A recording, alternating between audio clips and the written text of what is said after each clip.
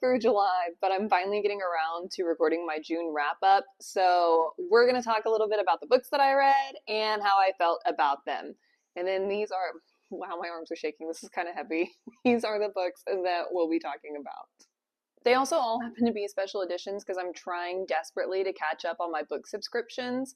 So all of these are going to come from a book box of some sort, or with Ruthless Vows, it's just a special edition that I got to match the previous special edition that came in the Fairy Loot box. First up, we have Betty Cayouette's One Last Shot. This one came in my Afterlight box, and it is a romance. It was okay. It wasn't great. It felt a lot like a knockoff of Emily Henry's People We Meet on Vacation. So this is a second chance romance between two best friends who lost contact with one another after their last year of high school. We get a time split between the past, where there are chapters featuring our FMC and our MMC while they're teens in high school, and then we also get the present, where they're rekindling that relationship on a photo shoot in Italy, because our FMC is a model and our MMC is a photographer. This is a dual POV novel. There is a bit of a content note because this deals with themes of sexual assault, although there's nothing that happens on page. It's just mentioned about past experiences. I did find those themes to be handled with immense grace within this novel. Our FMC speaks a lot to her journey and her healing, and then our MMC really gets to step into that supportive role. And so we see a journey of, our FMC coming into her own, pursuing her career, being very successful in her career. And then also our MMC, once he understands what had happened, being extremely supportive in how he can then be a partner to somebody who has suffered SA.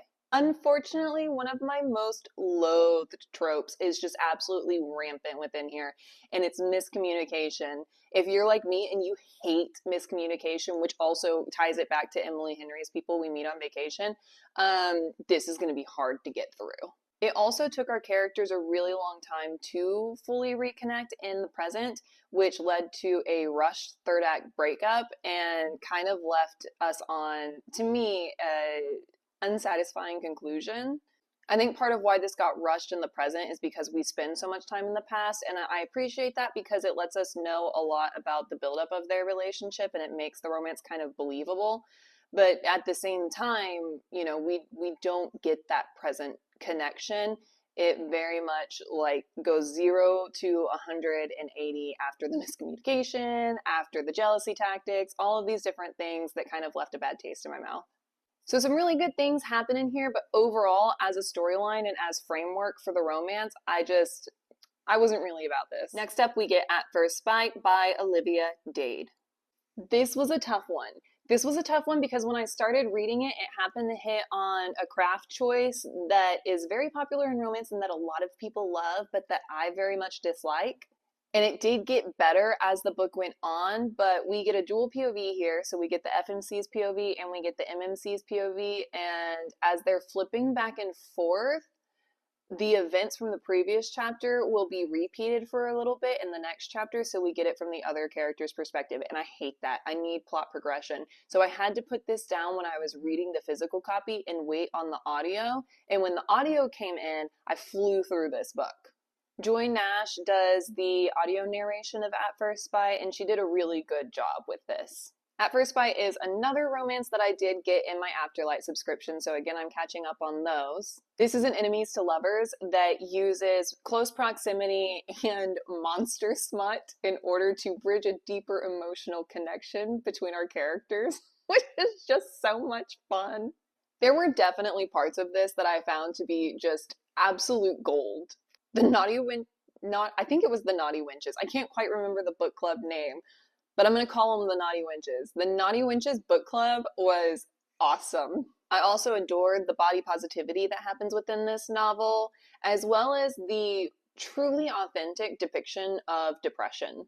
But like I said, I struggled at the beginning with that repetition and the POVs. And then also the insta-lust that Matthew, our MMC, had towards Athena, our FMC, was intense. Like, he very much was in it for her body for a little bit and kind of not as much for everything else. And that changes, it does. And I do believe that they have a deep emotional connection by the end. But at the beginning, I was like, is this going to be one of those where like it's love, but it's really not, it's just lust? And it's not. We do progress with their relationship. By the end, I 100% bought into the relationship between our FMC and MMC, and I can see them old and gray hobbling up to whoever's hosting the smutty book club that they've read the book together and then probably like reenacted some of the scenes together. So this was fun. It took me a little bit to get into it because of that very specific like craft or prose problem that I have, but once I got the audio by Joy Nash, I flew through this in a day, I think. So very much appreciated in here, the body positivity, the look at depression, and then also by the end, fully believed the relationship and can see them as an old happy married couple. If you haven't read the Letters of Enchantment duology, don't even finish watching this video. Just go read them and then come back later, because the entire duology had me in a chokehold, and then I was sobbing during points of Ruthless Vows. I don't even know how to describe the epic conclusion to this duology other than to say that it absolutely shattered my heart in some places, like was sobbing in some places, and in other places completely renewed my hope for the world. This is a duology that kind of overall, because I know that I read Ruthless Vows, but we're going to talk about the duology kind of in a clump. It focuses on the war between two gods and how the one god is essentially presenting himself as the victim as he is marching towards Oath, which is a city, in order to defeat the opposing side and committing just atrocities and war crimes along the way, but refuting them and saying that it's absolutely not happening, or if it is, that it's not his fault. It's the fault of the other side for forcing him into retaliation. And our two main characters are journalists who go to the war front, who see the very intended devastation caused by this god. With the horrors that we're witnessing coming out of Gaza, I mean, this felt like an unintended parallel of that situation and had me just crumpled for about 50% of this text. It is a love story. We do get hope, but there are very, very heavy themes regarding war in here, and they're themes that don't even go all the way into how horrifying it could be. This does end up having a bittersweet happily ever after for our MMC and our FMC, and I adore the way that love and hope are continuously threaded throughout this story as we're experiencing everything else that comes with the war. It is truly one of the best duologies that I have ever read. Rebecca Ross has such a beautiful way of writing, and I would recommend this to anyone and everyone. Next up is The God in the Gumiho. Did I think that I needed a K-drama inspired novel that followed a trickster god and a nine-tailed fox as they solved a murder mystery, bantered, and slowly fell in love? No. But I'm so happy I read this. This is a dual POV, and when I tell you that our two protagonists are both like borderline narcissistic and extraordinarily morally gray characters, I'm not kidding. And that should make them super unlikable, but I laughed and smiled so much while reading this. It was incredible. It was so much fun. It's very campy. It's very quirky. Like, it is very much a fun read that is pretty well written and that has a unique storyline, at least for me, not having known very much about Korean mythology. And it is important to note up front that you read the author's note, because she says that she takes liberties with the mythology to create this specific story. So if you are familiar with Korean mythology, keep that in mind. This was absurdity, and it was shenanigans, and it was a really fun relationship, and it was a love of coffee, more of an obsession with coffee, which I personally can appreciate and identify with. We do get an implied happily ever after at the end of this novel, and this is a series, although I will say it kind of reads like it could be a standalone. So I'm wondering if the next book is going to follow our FMC and our MMC, or if it's going to be a separate book that also ties into Korean mythology. So I'm interested in that because I'm not really sure, since this can read kind of as its own text from start to finish and then be done. So I would highly recommend this if you are wanting a Korean mythology that is loaded up with banter and that also has, like I said, open ending, implied happily ever after. I'm smiling just talking about it. Like, if book 2 was out, I would grab book 2 right now. And I'm just realizing I don't think I said the author's name for this book, but our author is Sophie Kim. Next up, we have The Honey Witch by Sydney J. Fields. This book, along with The God and the Gumiho, came in my Fairy Loot adult box, so I was also catching up on these special editions. This was an odd mix of so many feelings. There were parts of this that I really, really liked, and there were parts of this that I really didn't like. So this is, I would say, solidly a romantasy. I would put this in the romantasy genre because it is a fantasy and it has a heavy emphasis on the romance. This is a sapphic romance between our honey witch, who is cursed to never have love, and a local skeptic. I will say that this was my first death by masturbation in a book, so that was really special. I don't really know if I can say that, but it's what happened, and I don't know how to not say that. One of the things that I absolutely adored in The Honey Witch is that there was no homophobia whatsoever. I mean, it wasn't even questioned that there would be a sapphic relationship. It was giving Schitt's Creek in that sense. Like, it was just anybody could be with anybody so long as they wanted to be with that person, and that was fantastic. The other thing that I loved was this emphasis on a simpler life and kind of living off of the land and appreciation of nature and, you know, along those lines of themes. I really enjoyed reading that kind of leisurely pace within this book. However, this is a Regency setting, and I truly felt that the Regency setting didn't quite fit because some aspects of Regency were kept, like women kind of as, I don't want to say second-class citizens, but definitely not being on the same level as men, but some of the other freedoms and liberties that were presented within the society clash with that. And so I guess the world build, even though it's so similar to Regency times that we've seen, it needed some development. It was definitely contradicting itself in places, which made some of the conflict that our character faced seem odd because it should have been irrelevant, but it wasn't. I also found the FMC's love interest to be so hot and cold with her feelings that it felt like the relationship never gained enough traction to be able to develop and feel authentic. It felt very much like a lust as opposed to a love. I did, however, really like the way that Shields crafted her prose, so I will keep an eye out for this author and anything else that she releases, despite the fact that overall I felt as though this, in totality, was a bit of a mediocre text. I am interested in what this author will put out in the future because the aspects that I loved, I mean, I truly loved, and I feel like it was just some developmental stuff that needed to happen. Next up is The Wren in the Holly Library by, and I tried to look up the pronunciation, but K.A. Linde or K.A. Linde, I believe. I did listen to the audiobook version of this, and our audiobook narrator was Stephanie Nemeth Parker, who did a really wonderful job of narrating this. If you are wanting a quick fun read with a very loose plot, mediocre craft, and some smegsy time, then I would say that this is the book for you.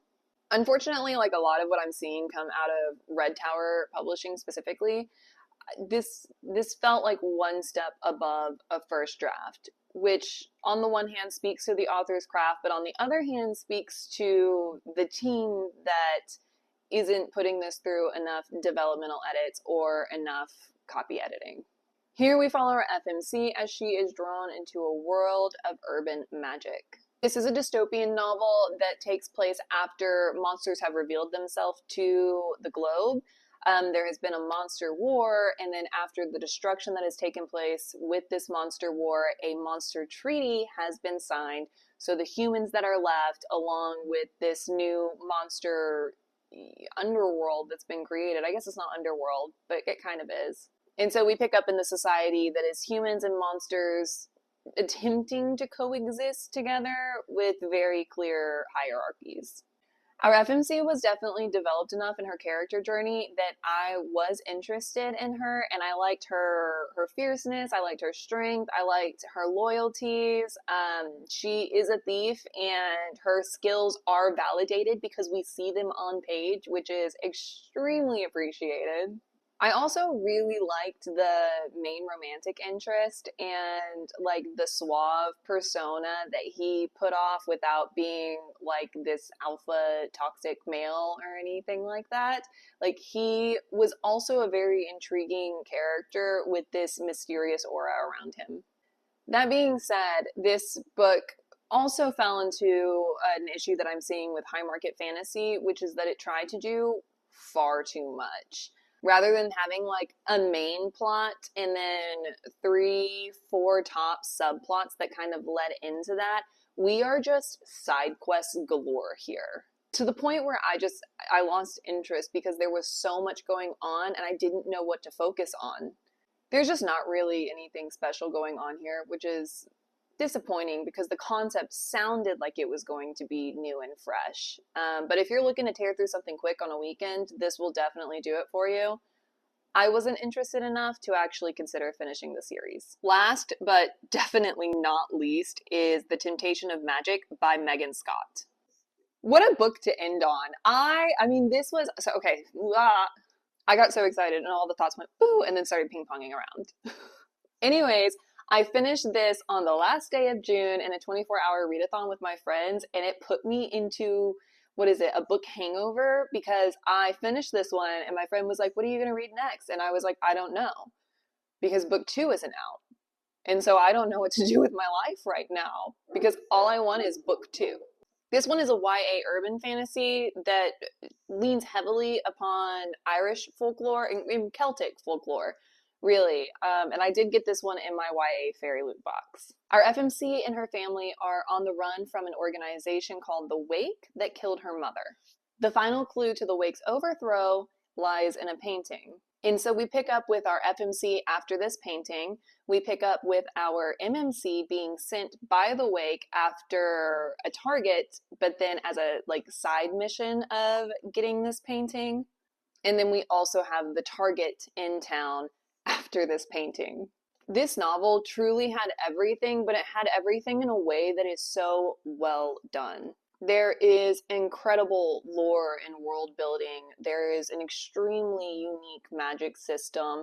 There is a genuine, authentic love connection. There's a unique emphasis on art history, and there are also fleshed out secondary characters. I thought the craft here and the prose was extremely well done, and our author actually, I believe, majored in art history, and that comes across in a way that's not overwhelming, but very much displays the passion that she has for this particular discourse. Now, though this is a YA, I will say that it reads more like new adult. If new adult were truly a genre, that's where I would place this, and we do get an intimate scene that kind of, especially as a librarian, it teeters. I was like, I don't know about this one.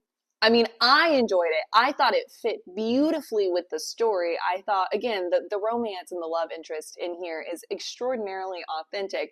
I think we're pushing it a little bit, calling it YA, especially since this is the first installment of a series, and this romance seems like it's going to be a very big part of the storyline. If you are looking for a new adult, I'm going to go ahead and say new adult, even though it's YA. If you're looking for a new adult that focuses on Irish and Celtic mythology that has those 5 things that I mentioned, pick this up. It truly is a book that I would highly, highly, highly recommend, and it was my wild card pick for the first half of 2024. So I am going to make a video about my book picks for 2024 in different genres and then overall. So go check that out if you get the chance, but this was my wild card pick. So that's everything. I think that June really was a good reading month for me. I love ending on a phenomenal book. I was so excited to get Ruthless Vows in so that I could read that. I didn't read as many books in June as I was hoping to because I do read a lot and I typically pick up more than this. But the selection that I had was pretty quality. So I am excited about that. I would say if I had to tell you to go pick up a book, because remember, I did these in the order that I read them, not the order necessarily that I would recommend. The Letters of Enchantment duology, I just think everybody should read. A Temptation of Magic was so well done. I'm excited for the rest of that series. And then The God and the Cameo. I mean, if you need something to lift you up, if you need a mood lifter, if you want to read the Letters of Enchantment duology and then have something fun, do it like that. Do the Letters of Enchantment duology and then do The God and the Cameo. The romances were okay. The Honey Witch was nah, and then the Wren and the Holly Library just didn't hit for me. But yeah, let me know if you have read any of these. And I hope that if you're looking for a book to add to your TBR or if you're looking for your next read, this helped you potentially decide.